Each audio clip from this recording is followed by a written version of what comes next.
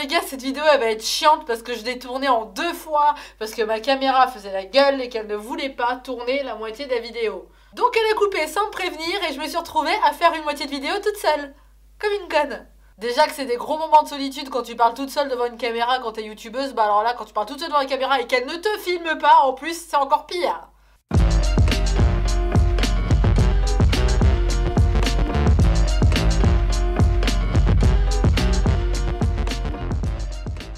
Bonjour, bonjour, comment ça va? Alors aujourd'hui on est un peu en mode chill en fait, je vais répondre tout simplement aux questions que vous m'avez posées sur Instagram et sur Facebook dans la dernière publication que j'ai faite, enfin l'avant-dernière publication que j'ai faite, où je vous ai demandé tout ça parce que je me suis dit mais il y a tellement de gens qui m'envoient des petites questions comme ça de temps en temps et puis j'ai pas forcément le temps là tout de suite dans le move de répondre, et bah du coup là je vais vous répondre maintenant. La vidéo d'aujourd'hui elle est plutôt chill, on est bien, on est posé, voilà, on est entre nous et puis on papote. Je vais essayer de vous répondre en direct, ce sera beaucoup plus simple. Qu'est-ce que je fais? Est-ce que je commence par les questions d'Insta ou je commence par les questions de Facebook? Je sais pas. Avant de répondre, pour ceux qui auraient voulu me poser des questions, qui avaient plein de questions à me poser, qu'elles soient professionnelles ou personnelles, et que vous vous êtes dit, bah zut, j'aurais bien voulu lui demander et tout, tant pis, dommage, tout ça, et ben sachez que c'est sur Insta et sur Facebook. Donc si vous me suivez sur le Facebook de Mademoiselle Gourgandine et sur l'Insta de Mademoiselle Gourgandine, et ben là, du coup, ben voilà, hein, si tu me suis, t'as les infos, et puis si tu me suis pas, tu les as pas. Du coup voilà, je vous invite à me suivre directement là-bas, à venir rejoindre la petite team.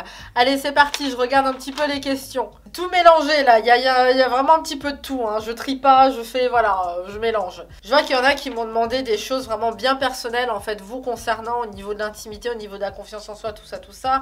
Il y en a qui m'ont demandé des choses me concernant, qui sont personnelles, d'autres qui m'ont posé des questions pro, mais pas forcément, enfin, qui les concernent trop. Enfin, c'est vraiment, il y a vraiment de tout, en fait, hein. C'est un truc de fou. Première question, quel autre métier aurais-tu pu faire? Alors, quel autre métier j'aurais pu faire en dehors du mien? Ça n'a rien à voir en plus avec le mien, hein.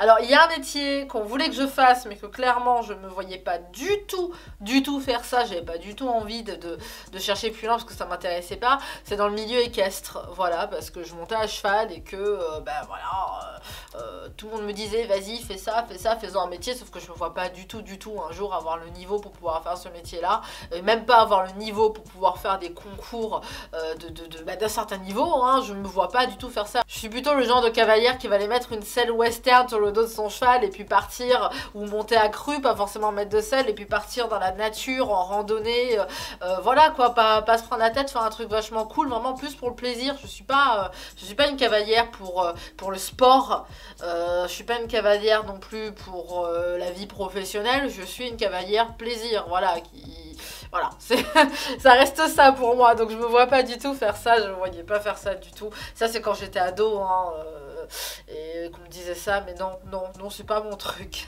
Je répondais par rapport à l'avis des autres personnes, par rapport à ce qu'on a pu me dire, mais si ce n'est que personnel, moi, de moi-même, j'aurais bien voulu faire, vous savez, les doublures, là, les doublages dans les dessins animés, voilà, ça c'est ce que je me dis depuis que je suis gamine, et je me suis toujours dit que ce serait un super métier, que ce serait trop cool et que c'était trop bien, et que ce serait trop bien, que c'était... Ça se trouve, j'ai fait ça dans une autre vie, je m'en souviens plus. Quelles sont les valeurs que l'on doit avoir dans un couple envers son ou sa partenaire? Voilà, j'espère que tu feras une vidéo sur le sujet, merci. Bah du coup, je fais une vidéo pas sur le sujet, mais un jour j'en ferai peut-être une, oui, effectivement, c'est une très bonne idée. Mais là, pour répondre à ça, j'ai envie de dire la confiance, la communication et le respect.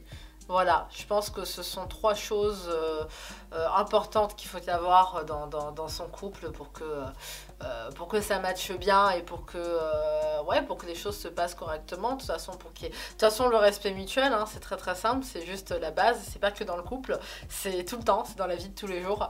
Et la communication, très important. Il faut pas, dans un couple, penser quelque chose et puis le garder par peur de blesser son partenaire. On blessera pas quelqu'un qui prendra pas les choses personnellement. Dès l'instant où c'est pas pour faire du mal, dès l'instant où l'intention n'est pas de faire du mal, ça devrait bien se passer. Après, de toute manière, les conflits sont inévitables, hein, dans un couple, hein, de toute manière, ça c'est évident. Il y a toujours des petits conflits, des petits trucs de rien du tout, hein, dans la vie de tous les jours, mais ça se règle justement grâce à la communication.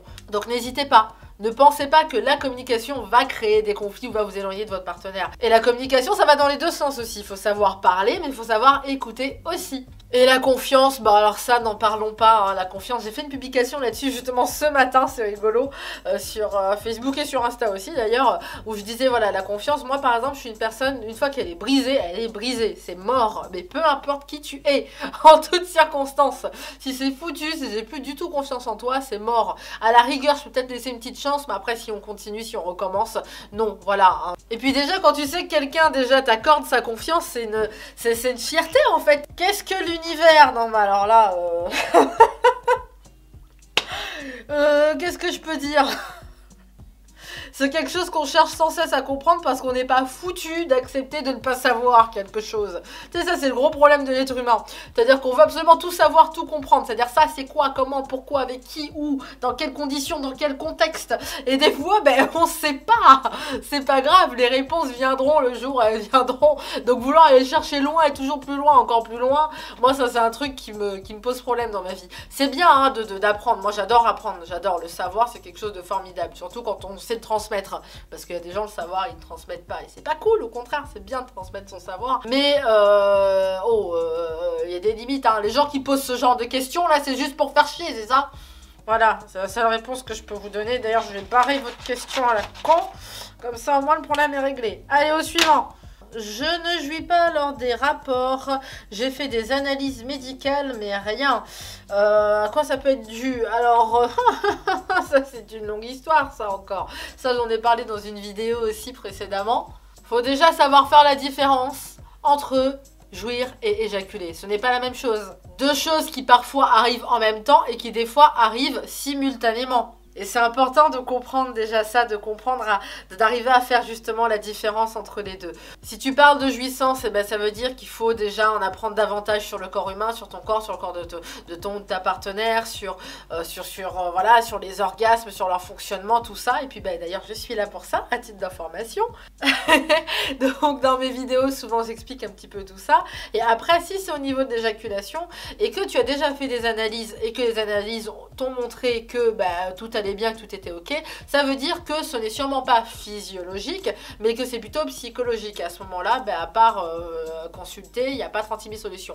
Et là, une fois de plus, je suis là, encore et toujours. Voilà, mon site internet, tout ça, en bas dans la description, les commentaires, tout ça, tout ça. Ça fait quoi d'être une déesse? Alors ça, c'est Talbur qui m'a demandé ça. Je vous mettrai aussi le lien dans la description. Alors Talbur... Merci de m'avoir demandé ça. Une web-série humoristique d'Heroic Fantasy, en fait, dans laquelle je vais jouer, en fait, et qui va sortir un jour où je vous dirai qu'elle sortira. J'en parlerai sûrement encore à nouveau en vidéo, j'en parlerai sur les réseaux sociaux également. Et je joue le rôle de Calypso, une déesse des mers et des océans. D'ailleurs, non, pas une, la déesse des mers et des océans. Je suis pas n'importe qui, moi, messieurs, dames, s'il vous plaît. Et je vous en dis pas plus parce que bah, je vais pas vous spoiler, hein. C'est une série qui est pas encore sortie mais qui va sortir et que je vous invite à regarder parce que c'est un espèce de concept assez sympa, donc de jeu de rôle justement. Je sais pas pour ceux qui ont déjà joué, qui ont déjà fait ça. Je vous partage déjà tout ça là en lien dans la description et dans les commentaires et puis je vous le partagerai quand ça sortira aussi. Que penses-tu de la circoncision? Alors bon, je suis pas gynéco, hein. Je suis sexothérapeute et je suis pas sexologue non plus. Je suis sexothérapeute parce qu'il y en a beaucoup qui me posent des questions plutôt gynécologiques ou d'autres qui me demandent des choses en me disant ah t'es sexologue, c'est pas du tout pareil.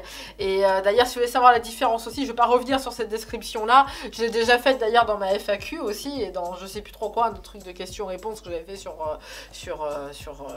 la chaîne. Mais en dehors des raisons religieuses, je pense que pour des raisons médicales, pour des raisons d'hygiène, ça peut être cool, tout comme ça peut être pas bien. Voilà, il y a des avantages et des inconvénients, c'est comme beaucoup de choses dans la vie. Donc bon, qu'est-ce que j'en pense? Voilà, c'est moi, là, je suis assez mitigée au niveau de ça. Hein. Que ce soit au niveau de l'hygiène, que ce soit au niveau de l'intimité, du plaisir, que ce soit au niveau de la santé, il y a des avantages et des inconvénients, qu'on le fasse ou qu'on ne le fasse pas. Voilà. Mais merci à la personne qui m'a posé cette question parce que je t'aime bien. Ça me fait plaisir, j'aime bien, ça m'a fait plaisir que tu viennes me poser une question. Quelques accessoires pour varier les plaisirs féminins justement pendant la masturbation. Je vais te recommander le Real Vibration. Je sais pas si je le prononce correctement, je suppose que non, mais c'est pas grave. Mon anglais, encore et toujours. Et le 2.0 de chez Dorsel, je précise, c'est le 2.0 qui est vraiment très très très bien. Je vous le partage là ou je ne sais trop où, et je vous le partage aussi dans la description et dans les commentaires. Celui-là, il est pas mal, que ce soit pour aller chercher de la profondeur, que ce soit pour être à l'entrée, que ce soit pour être à l'extérieur, clitoridien externe, clitoridien interne, que ce soit pour l'orgasme cervical, que ce soit pour le point G qui est beaucoup plus près à l'entrée du vagin. Tout ça, ça va être, ouais, ça va être assez intéressant pour aller chercher tout, en fait, toutes les zones possibles. Donc il est pas mal celui-là pour ça, hein. Il peut stimuler beaucoup de zones, donc je peux vous le recommander. Ouais, moi ça va être celui qui me plaît le plus. En accessoire, un petit peu couteau suisse, tu vois. Même marié, t'arrive-t-il de te masturber? Alors, déjà, juste pour commencer une fois de plus, je crois que beaucoup n'ont pas compris en fait. C'est que les questions personnelles, intimes, je vais toujours pas y répondre en fait parce que c'est ma vie privée et qu'elle ne vous regarde pas, et que c'est pas parce que je suis une femme et que je parle de sexe une fois de plus. Je sais pas combien de fois j'ai répété cette phrase sur ma chaîne, mais c'est pas parce que je suis une femme et que je parle de sexe sur internet que ça veut dire que je vais vous raconter tout ce qui se passe à l'intérieur de mon vagin, les gars, faut pas abuser non plus. Du coup non, ça me concerne moi, ça concerne mon homme et personne d'autre. Après, la manière dont la question a été tournée, c'était comme ça. Mais par contre, si quelqu'un veut savoir si c'est bien ou pas de continuer à se masturber lorsqu'on est en couple, moi, j'aurais tendance à vous répondre que oui. Et ça, j'ai déjà fait une vidéo là-dessus aussi, que je vous partagerai à nouveau. Je crois que je sais pas combien de liens je vais vous mettre en description. Je sais pas, je vais vous en mettre un paquet. Pour la simple et bonne raison que notre corps, il change tout le temps, continuellement, au fil des années. Notre corps, il est jamais le même. C'est-à-dire que les sensations que tu vas ressentir en faisant un mouvement bien précis, d'une manière bien précise à l'âge de 20 ans, et bien du coup à l'âge de 40 ans tu n'auras plus les mêmes sensations. Peut-être que ça sera moins agréable, ou peut-être que ce sera 10 fois plus agréable, tu n'en sais rien. Et peut-être que ce sont de nouveaux mouvements qu'il va falloir faire pour t'apporter du plaisir maintenant. Donc si tu te touches pas seul, que tu sois un homme ou que tu sois une femme, ben justement ça va être un petit peu compliqué pour toi de bien connaître ton corps au fil des années. C'est pas parce que tu le connaissais parfaitement quand tu avais 20 ans, qu'à 30 ou 40 ans tu le connais toujours, parce que non, il change, tout change au fil des années. Et ça, demander à ton partenaire de mieux le connaître que toi-même, c'est assez compliqué. Le découvrir à deux, c'est un petit peu plus compliqué pour diriger. C'est-à-dire que tu peux pas vraiment bien diriger, bien aiguiller ton partenaire au niveau des sensations, hein, au niveau de ce qui te plaît, si toi-même tu sais pas trop où c'est, parce que des fois au millimètre près, c'est assez délicat. Donc c'est bien de se toucher seul pour pouvoir connaître son corps, pour ensuite après pouvoir guider son partenaire en fait, pour lui montrer ce qui nous plaît, ce qui nous plaît pas. C'est vraiment important, c'est très bien de faire ça.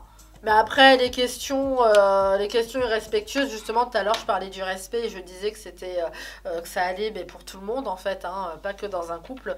Voilà, c'est le fameux moment où je me retrouve à tourner le lendemain, parce que hier, la caméra a coupé. Et voilà, surtout que je sors chez le tatoueur, je viens juste de me faire tatouer, donc j'ai mal. Donc je peux pas trop tourner le bras, en plus, bah, du coup, vous allez voir mon tatouage en live, là, de toute façon, je vous le montrerai un petit peu mieux une autre fois. De toute façon, c'était un signe, hein, voilà, la caméra a coupé comme de par hasard au moment où je répondais à une question qui, à mon sens, n'était pas très respectueuse. Rien n'arrive par hasard. C'est parti, question suivante. Est-ce que, pourquoi voyons-nous ceci? Pourquoi est-ce que... Non mais ils se foutent de ma gueule, c'est pas possible. Non mais vous pouvez pas me faire ça. Non mais sérieusement.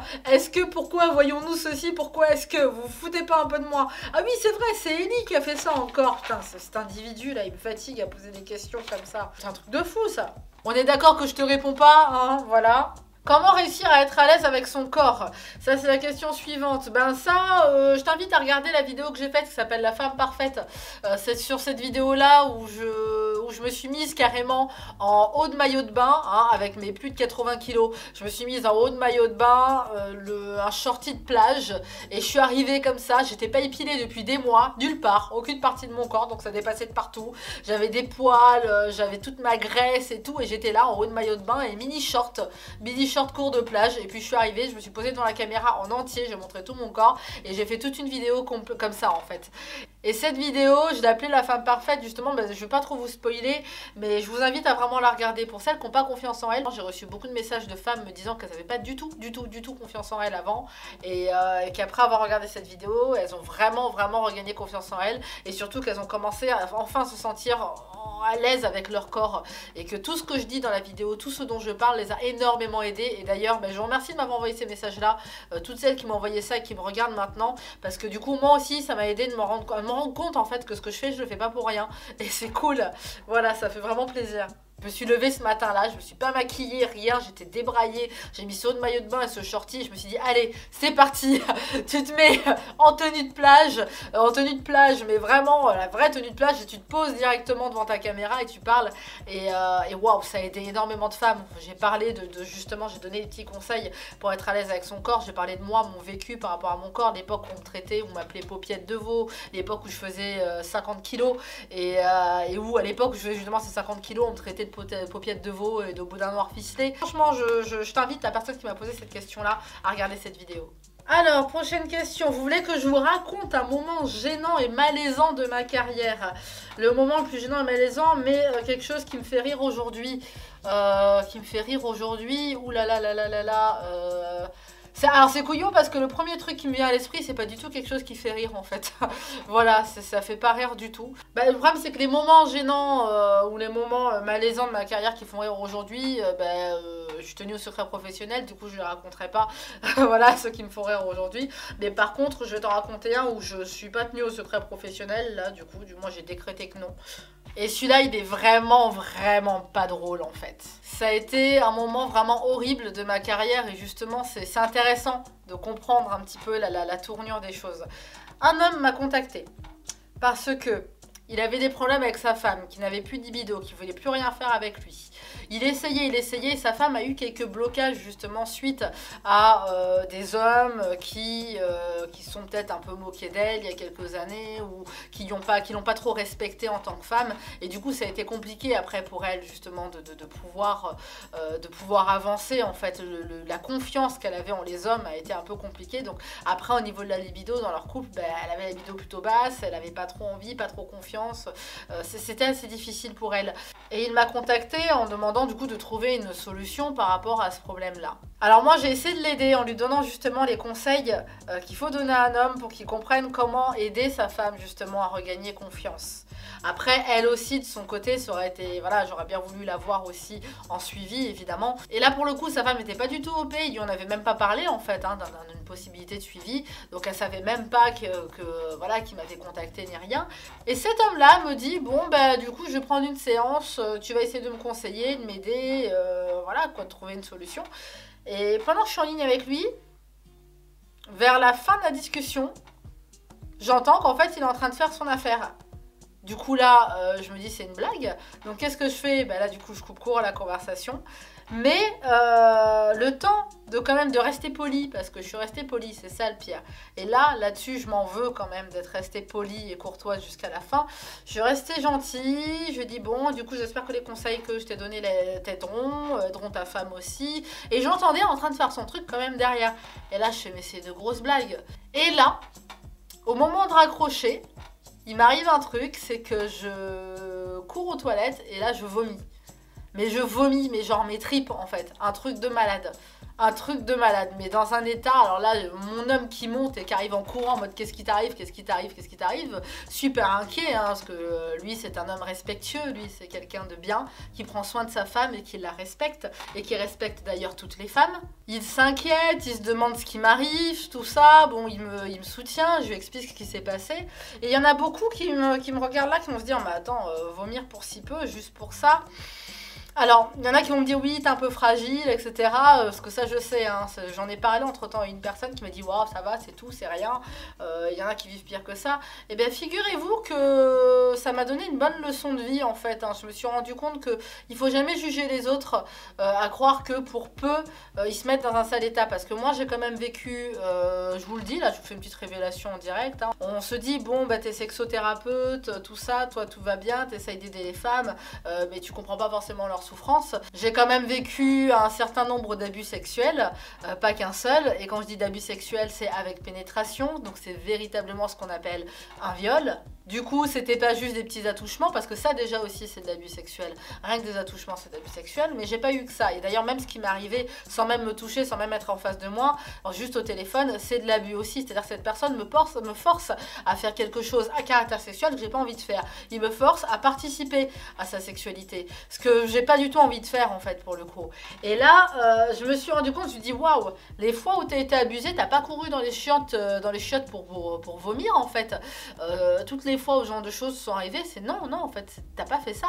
Mais là, ça te fait vomir. Donc ça veut dire qu'à certaines époques de notre vie, à certains stades de notre vie, selon ce qui nous arrive, selon les circonstances, selon pas mal de choses, on le vit d'une manière différente. Et c'est pour ça qu'il faut pas juger les gens, faut pas juger les réactions que les personnes ont en fonction de ce qui leur arrive. Parce que moi, la première, j'aurais dit ouais bon, y a des femmes qui sont faites abuser, c'est pas juste pour un coup de téléphone, c'est pas juste pour avoir entendu un homme en train de faire son affaire au téléphone que tu vas vomir. Et ben si, en fait, si, j'ai été surprise et j'étais dans un sale état toute la soirée. J'ai fait que vomir toute la soirée, jusqu'à pas d'heure. J'ai fait que courir aux toilettes, être vraiment dans un état monumental. Et j'aurais jamais cru, mais jamais cru que pour ça, j'aurais pu me mettre dans un état pareil. Surtout que je suis quelqu'un de dur au mal quand même, hein. Voilà, c'est... Il en faut quand même hein, pour me toucher. Quand je vous dis que j'ai vécu ce genre de choses et qu'à l'heure d'aujourd'hui je m'en porte bien et que je suis en forme et que je peux même justement faire un métier et aider des femmes qui vivent ça et parler de sexe sans aucun problème, être totalement ouverte d'esprit à ce niveau-là sans aucun souci, c'est quand même un truc de dingue de voir... un petit truc comme ça, me mettre dans un état pareil, quoi. Enfin, c'est un truc de malade. C'est, voilà. Donc, du coup, Et ça, c'est le moment le plus gênant, peut-être, ouais, justement. Et sur le coup, je me suis dit, ce gars est en train de m'expliquer justement que il voulait peut-être possiblement tromper sa femme, etc. Parce que il y avait trop de tentations autour. Et là, je me suis dit, ce gars quand même veut des solutions pour régler un problème que sa femme a à cause de d'autres hommes. Et en fait, ce qu'il fait, c'est qu'il se comporte exactement comme ces hommes-là, possiblement. Et d'ailleurs, j'en suis même pas sûre hein, que ce soit à cause de d'autres hommes, hein, que cette femme soit comme ça. Mais... beaucoup de femmes finissent comme ça à cause de ce genre de mec, à cause du comportement qu'il a, beaucoup de femmes finissent comme ça. Il y a des femmes qui à ma place à l'heure d'aujourd'hui n'auraient même plus de libido, n'auraient plus envie de rien faire, seraient traumatisées. Il y en a, hein, il y a des femmes à qui ça arrive, qui se retrouvent dans cette situation-là. Moi c'est pas mon cas, mais il y en a à qui ça arrive. Au final on se rend compte que ce mec-là est responsable de ce genre de situation-là, de ce genre de souffrance-là que ces femmes ont en fait. Du coup ce qui le pousse aujourd'hui à être totalement en chien et à galérer, à essayer de trouver tous les moyens possibles pour pouvoir se branler, et ben c'est justement, c'est ça, c'est voilà. C'est pour ça que sa femme est comme ça. C'est parce qu'il y a le genre d'hommes qui font ce genre de choses, qui se retrouvent dans ce genre de situation-là. Bon, pas dans tous les cas, hein, mais dans beaucoup de cas. Dans énormément de cas. C'est-à-dire que tu te plains que ta femme n'a pas le libido parce qu'elle vit dans un monde où, hélas, la femme n'est pas forcément respectée et où c'est très compliqué d'être à l'aise avec sa sexualité. Et toi, qu'est-ce que tu fais? Tu ne respectes pas les femmes. T'es un connard. Voilà. Aussi simple que ça. Ouais, voilà pour le moment malaisant et gênant. La meilleure façon de pratiquer le cuni, bah écoute, là pour ça, là ça va être pareil, hein, je t'invite à regarder ma vidéo sur le cuni. C'est rigolo, mais à chaque question qu'on me pose, j'ai l'impression qu'il y a une vidéo qui est faite. Et les gars, vous êtes abonnés à ma chaîne, vous êtes là, vous avez un paquet de vidéos et vous me posez des questions, vous avez la réponse dans une autre vidéo, c'est quand même dingue ça. Mais ouais, non, sinon, si tu veux avoir cette réponse concrètement, j'ai fait une vidéo complète où je donne tous les conseils pour le faire de la meilleure manière possible. Donc je t'invite à aller regarder cette vidéo et tu auras vraiment tous les conseils, toutes les infos, chaque petit détail qui te permet de devenir le dieu du cuni. Ou la reine du cuni. Là pour le coup c'est un homme qui m'a posé cette question, mais cette réponse est valable pour les femmes également. Pourquoi avoir voulu être sexologue? Alors ça, du coup, je le répète, je ne suis pas sexologue, mais sexothérapeute. Et alors pourquoi? Bah pour moi, c'était une évidence, parce que malheureusement, je viens d'une famille où mensonge, manipulation, manque de respect, tromperie, infidélité, tout ça, la totale, c'est la fête. Ils ne connaissent que ça. Et du coup, ça a été assez compliqué pour moi quand j'étais gamine de voir des gens mentir autour de moi. Surtout que le pire, c'est que j'avais souvent des adultes qui mentaient. Moi, on me posait des questions, je répondais la vérité. Et en fait, le problème, c'est que ma vérité d'enfant, ou même d'ado, même quand j'étais ado, ces produits, hein, ma vérité laissait penser que les adultes étaient des menteurs. Sauf que, bah, évidemment, c'est forcément l'enfant qui est un menteur, en fait. Donc, je passais pour une conne, en fait, je passais pour une grosse menteuse, alors qu'en fait, c'était les adultes qui avaient menti. Voilà. Et c'est vrai que moi, quand je voyais tout ça, j'ai fait, mais dans quel monde on vit? C'est quoi ce bordel? Et je trouvais ça grave. Et je me suis dit, va falloir faire un métier pour essayer justement de ressouder un petit peu les gens, les humains entre eux, dans les rapports humains. Essayer de faire quelque chose pour que les gens arrêtent de se faire du mal comme ça, ou de faire du mal aux autres avec le mensonge, tout ça. Et petit à petit, je voyais aussi justement ces histoires de tromperie et tout. Quand tu vois quand t'es une gamine, que t'as 6 ans ou 7 ans, et que ou même plus, hein, et que tu vois le mari de de ta tante qui est avec une autre nana dans la rue, tu les vois, que ta tante après dit, ah, t'as fait quoi cet après-midi? Je dis, ah bah j'étais dans la rue et tout, j'ai vu tonton avec la dame et tout. Et toi, sur le coup, tu comprends pas forcément en fait ce qui se passe. Et après, on te traite de menteuse, on te dit que bah non, c'est pas vrai, t'as pas croisé ton oncle. Bah si, je l'ai vu, il était avec la dame. Et toi, t'es là.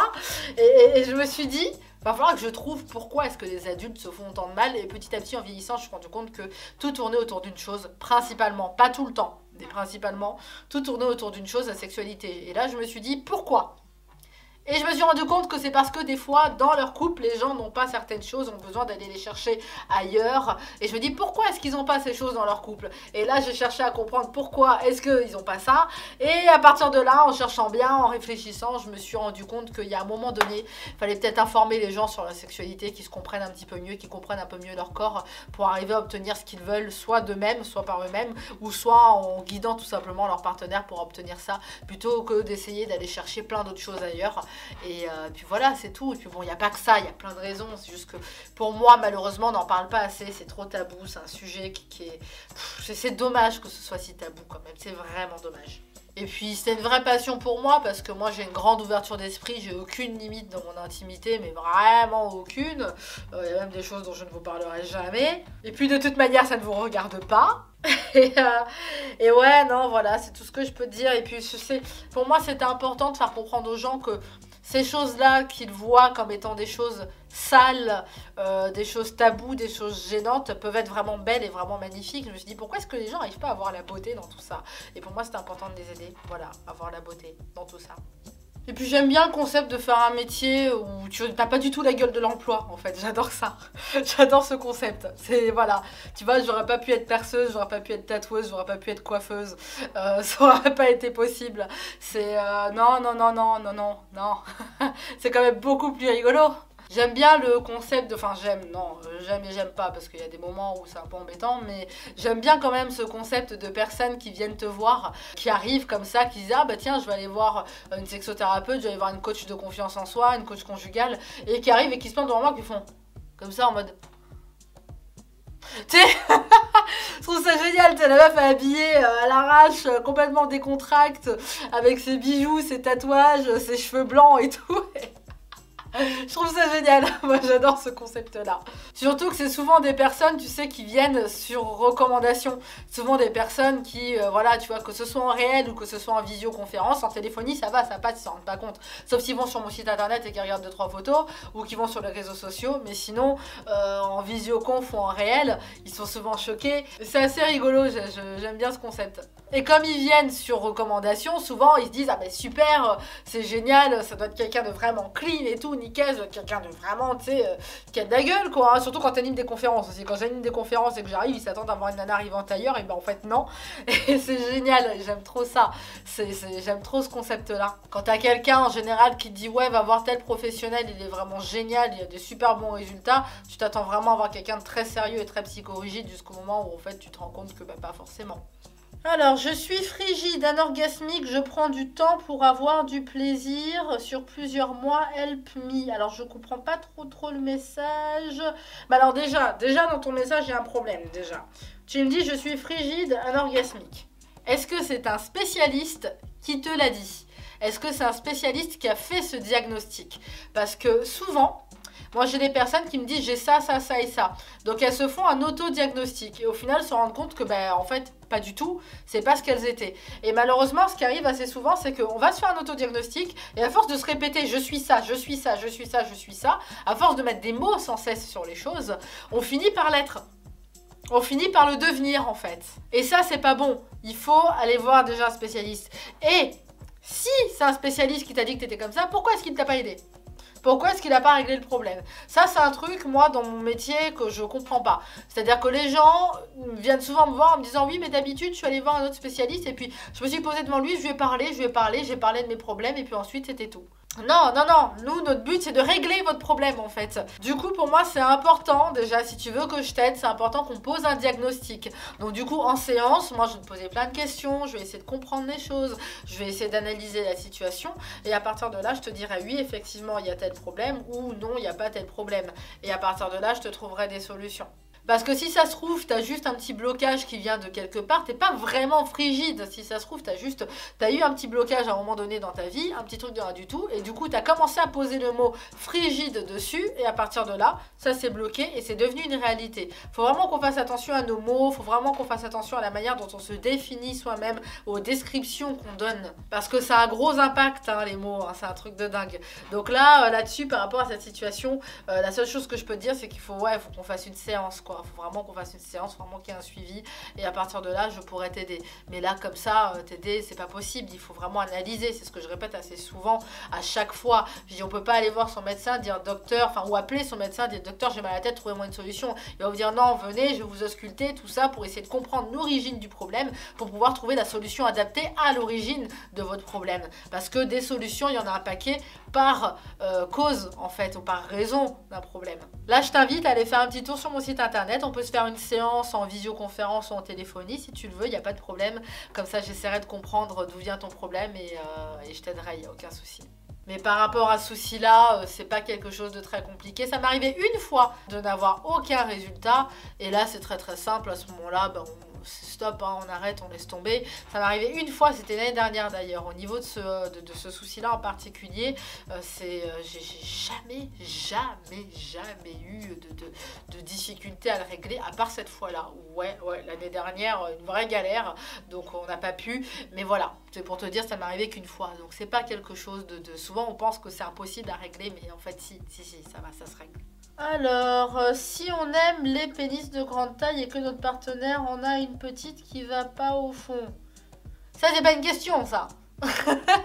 Ça, c'est pas une question. Mais alors ça, alors du coup, si je comprends bien ce que tu me demandes, c'est que du coup, si quand t'as un partenaire qui du coup en a une qui est un petit peu trop courte et que toi tu préfères celles qui sont plus longues, ça veut dire que du coup tu es sensible de ton orgasme cervical. Et si tu es sensible de ton orgasme cervical, une fois de plus, je t'invite, une fois de plus, c'est fou. Les questions que vous me posez, ben, la réponse elle est dans une vidéo. C'est rigolo quand même parce qu'il y a 15 jours, j'ai fait une vidéo sur toutes les zones orgasmiques et les sensations et la manière d'atteindre ces orgasmes par rapport, voilà, pendant la pénétration et pendant la stimulation. Et la semaine dernière, là, j'ai fait une vidéo, alors attends, c'était il y a 15 jours, ouais, la semaine sur les orgasmes. Et là, la semaine dernière, c'était sur la taille du pénis.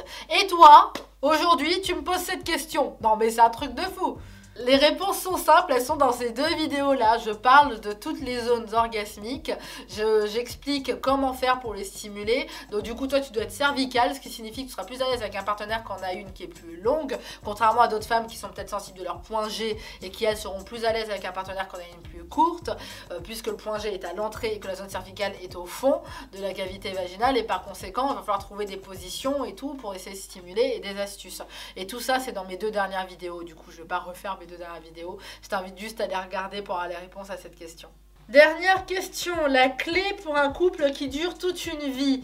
Alors, la clé pour un couple qui dure toute une vie... Je pars du principe que la clé pour un couple qui dure toute une vie, c'est la complicité et c'est l'évidence. Il faut que ce soit évident qu'on est fait pour être ensemble.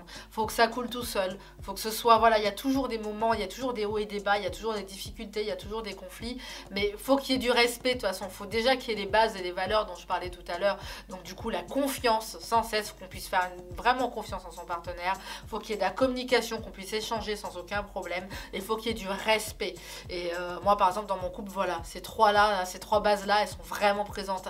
Il ne m'a jamais manqué de respect de quelque manière que ce soit. Je ne lui mens jamais, je dis toujours la vérité, même si ça fait très mal, même si c'est très blessant, même si c'est très difficile à entendre.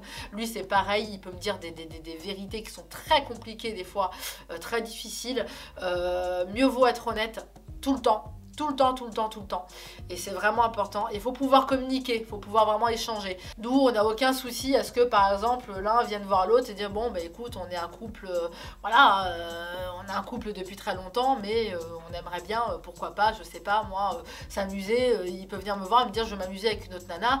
Si je le prends mal et que ça me plaît pas, je prends mal, ça me plaît pas et je lui dis. Et si je suis d'accord avec ça, je lui dis que je suis d'accord avec ça. Il aura aucun scrupule et aucune difficulté à venir me dire ça nettement, parce qu'il n'y a aucune barrière dans la communication et qu'il y a la totale confiance. C'est-à-dire qu'il peut penser quelque chose et me le dire ouvertement. C'est-à-dire qu'il y a toujours des petites idées, des petites choses qui des fois peuvent trotter dans la tête d'une personne et souvent on n'ose pas le dire. Donc du coup, il y a déjà une barrière de communication.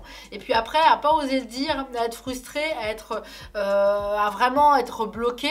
Du coup, c'est très très très compliqué après. Le jour où on a envie de le dire, on se retient de le dire, on le dit pas et du coup, un jour on fait une connerie et après, ben, la confiance elle est rompue. Il faut pouvoir communiquer, mais il faut pouvoir se faire confiance aussi. C'est super important. Moi, je lui fais confiance, il peut me dire n'importe quoi. Je ne prendrai jamais, jamais, jamais rien mal. Je serai toujours dans la communication et dans l'échange. Et moi, je sais que de mon côté, je peux faire ça avec lui aussi. Et ça, c'est génial. On ne se ment pas. On ne se ment jamais. Jamais. Hors de question. Ça ne sert à rien de toute manière. On ne peut pas se mentir parce qu'il n'y a rien qui nous blesserait parce qu'on communique sans gêne et aisément et on se respecte. Voilà. Donc, c'est important pour moi. Si ça file pas tout seul, si c'est pas une évidence, et si on peut pas se dire les choses, bah, c'est qu'on est peut-être pas fait pour être ensemble. Et puis je pense que de toute manière nos chemins sont tracés. Hein. C'est-à-dire qu'on rencontre forcément une personne, on est des milliards sur Terre, je le sais bien, mais voilà, nos chemins sont tout tracés. Et si on se croise, si on se rencontre, c'est que voilà, c'est que ça matche bien et que ça file bien. Voilà, c'est qu'on est fait pour être ensemble. Et si ça file pas, si ça matche pas, c'est qu'on n'est pas fait pour être ensemble et que demain, par contre, sur notre chemin, on croisera la personne qui est réellement faite pour nous et que la personne avec qui on était avant, bah, c'était une expérience pour nous permettre d'avancer, d'évoluer et de comprendre au mieux les relations de couple aussi. Voilà, et pas refaire les mêmes erreurs avec la nouvelle personne. Je pense que c'est important de suivre son chemin, de suivre son cœur, d'écouter son cœur. Et puis ouais, non, avoir de la complicité, une vraie et belle complicité. Mais là, ça c'est que mon avis, hein, ça après. Hein, vous en faites ce que vous voulez. Et bah, qu'est-ce que je peux vous dire d'autre? Bah, mes petits loulous, suivez-moi sur Instagram, suivez-moi sur Facebook. Je sais que je radote, mais c'est pas grave, je continuerai à le faire. Et abonnez-vous si cette vidéo vous a plu, si vous aimez la chaîne. Bon, en général, ceux qui regardent ce genre de vidéo, c'est ceux qui sont déjà abonnés. Hein, parce que bon, une vidéo où je réponds à vos questions d'une nana qu'on connaît pas, bon, on clique pas forcément dessus. D'ailleurs, si toi, t'as cliqué sur la vidéo alors que tu me connaissais pas à la base et que tu me suivais pas à la base, mets-moi un petit commentaire que je le sache. Tiens, ça m'intrigue. Savoir qui clique sur ce genre de vidéo là. En tout cas, je vous fais des bisous, je vous embrasse, je vais vite aller me poser parce que j'avoue que là c'est gonflé et tout, mais je douille ma maman. Pour ceux qui veulent savoir ce que c'est, du coup c'est les motifs de mes tribus, de mon ethnie, avec mes pays, avec d'où je viens, où je suis née, mes origines, tout, la totale quoi. Et c'est vrai que c'est en lien avec tout ça. Il n'y a pas de symbole qui veut rien dire, ils veulent tous dire quelque chose, ils ont tous un sens. Ça par exemple c'est pas un cœur, il y en a qui pensent que c'est un cœur, je sais pas si vous voyez trop, mais c'est la tolérance. En tout cas voilà, c'était tout, c'était la partie tatouage. Je vous fais des bisous et à la semaine prochaine. Ciao ciao.